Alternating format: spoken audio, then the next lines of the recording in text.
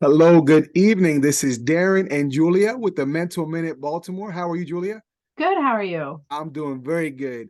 And Mental Minute Baltimore is something that me and Julia started together as a team at the beginning of the pandemic. And as many of you know, that Julia is a clinical therapist that specializes in trauma and addiction.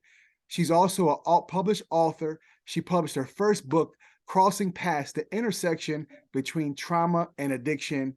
And she's here for the community. And Julia, just thank you so much. And we get questions in every week. And Julia, this question that we had as the holiday season's coming, we have Thanksgiving coming, we have Christmas coming, and the question was asked: holiday stress and how to start preparing. Holiday stress. I think that should be like a number one hit somewhere in a song, right? There's a lot to kind of plan for, but there's some things we can do as individuals to help us prepare for it. I think one of the first things we can do to help prepare for holiday stress is just acknowledge the fact that holidays are delightful, but they can be really stressful. So when we acknowledge our feelings, it kind of validates what we're feeling. It makes it easier to get through that part of the holidays. I think also reaching out for others. So let's say you organize and do Christmas or Thanksgiving at your house. It's okay to reach out and ask for help with food or with whatever you might need.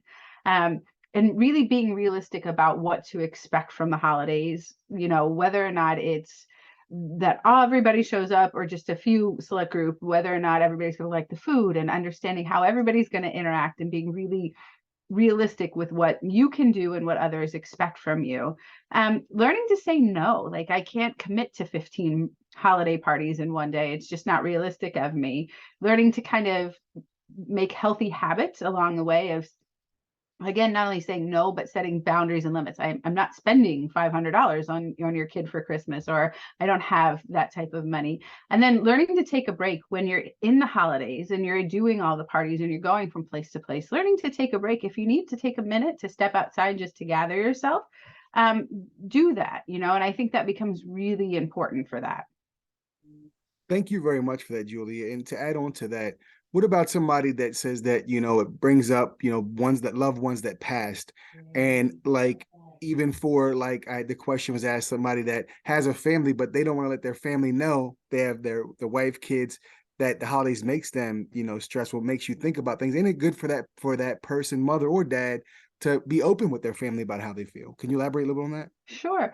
I think one of the best ways to kind of handle that is kind of be very much more mindful of this. So understanding that we're going to accept the imperfections of the holidays, the good, the bad, everything else. And again, by acknowledging those feelings that come up, it makes it easier to validate ourselves and to validate others, because holidays, while we like to think they're wonderful, there are some imperfections about holidays, and the loss of a loved one is a huge imperfection.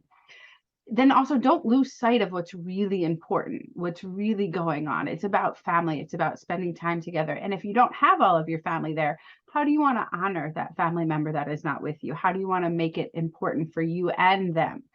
Finally, by responding with kindness and rethinking your solutions to things. So maybe you don't go to this house for this long, or maybe you act more kindly towards this person who might have been rubbing you the wrong way because of what you've been going through.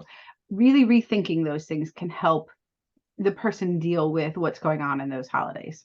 And I was talking to somebody and they mentioned that they have a gratitude and a grateful list, and they start filling that out in November because they always know that they go back and look at it because, sometimes it does get stressful when they think about things that happened in the past. So, have you ever heard anything like that before?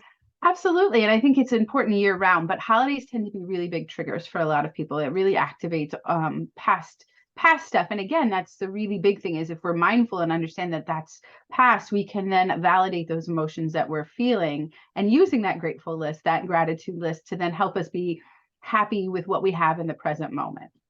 That is great. And thank you so much, Julia. And like always, just thank you. You take time away from your friends and family and everybody just to be here with us. And to anybody that's out there, we know the holiday season is here. It's coming, it comes every year. And if you may be thinking while me and Julia were talking, like, what, every holiday season, it is just stressful. And to add on top of that, we came through a pandemic. So that adds another thing on top of it. And maybe you're like, I think maybe it's time for me to reach out to somebody. And I say this every week, it's okay not to be okay. There's times where we need to reach out for help, just a shoulder to cry on, or just some professional ideas and suggestions. And Julia offers free consultations with her and her staff. So please reach out to Julia or myself. And if we can't help you, we'll lead you in the right direction. And we do also put resources on our Facebook page. Julia, I appreciate you, and I look forward to talking to you later. Thank you. Thank you.